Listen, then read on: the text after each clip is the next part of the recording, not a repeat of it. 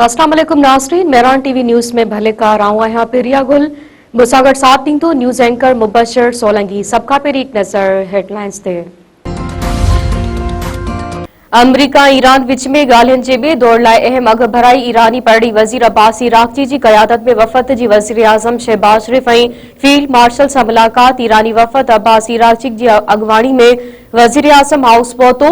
ईरानी वफ़द वज़ीर आज़म सां मुलाक़ात करे खिते जी सूरत हाल ऐं अमरीकी ॻाल्हियुनि जे हवाले सां ॻाल्हि ॿोल कई। नायब वज़ीर आज़म इसहाक डार जो तुर्क परड़ी वज़ीर सां फ़ोन ते राब्तो। खिते जी सूरत हाल ते ख़यालनि जी ॾे वठि। इसहाक डार अमन जी ॻाल्हियुनि लाइ मुसलसल राब्तनि जी हिमायत ते ज़ोर ॾिनो। ईरान जी परड़ी वज़ारत ईरान ऐं अमरीकी वफ़दनि विच में मुलाक़ात वारे मंसूबे जी तरदीद करे छॾी। ईरान जे परड़ी तर्जुमान इस्माइल बकाई चयो आहे त हू ईरानी परड़ी वज़ीर सां गॾु सरकारी दौरे ते पाकिस्तान पहुतो आहे। दौरे दौरान पाकिस्तान जी आला क़यादत सां मुलाक़ात ऐं टियाकड़ी वारे मामलनि ते ॻाल्हि ॿोल थींदी। ईरानी परड़ी तर्जुमान पंहिंजे बयान में वधीक चयो आहे त दौरे दौरान अमरीका ईरान विच में का बि मुलाक़ात ते थियल न आहे। पाकिस्तान जी आला अख़्तियारनि सां मुलाक़ातनि में ईरान पंहिंजा मुशाहिदा पाकिस्तान खे फराहम कंदो। सदर आसिफ अली ज़रदारी चीन जे दौरे ते रवानो। लाहौर एयरपोर्ट ते पंजाब जे गवर्नर सरदार सलीम हैदर सदर खे अलविदा कयो। सदर आसिफ अली ज़रदारी 1 मई ताईं चीन जो दौरो कंदो। परड़े खाते जे तर्जुमान चयो आहे त सदर आसिफ अली ज़रदारी चीनी हुकूमत जी दावत ते चीन जो दौरो करे रहियो आहे। सदर आसिफ अली ज़रदारी दौरे दौरान चीन जे सूबाई क़यादत सां मुलाक़ातूं कंदो। पाक चीन ॿतरफ़नि लाॻापनि ते ख़यालनि जी ॾे वठि कई वेंदी।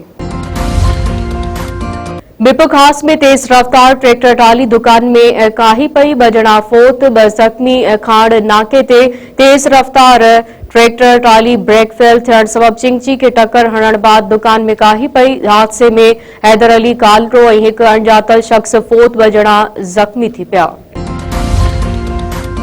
कानपुर महर में महर ऐं कलोड़ा तकरार जो नेबेरो। धुरियनि ते मजमूई तौर ते 2 करोड़ 2,75,000 रुपया ॾंड।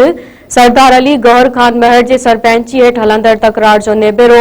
महर बिरादरी ते 1 करोड़ 16 लख रुपया ॾंड विधो वियो।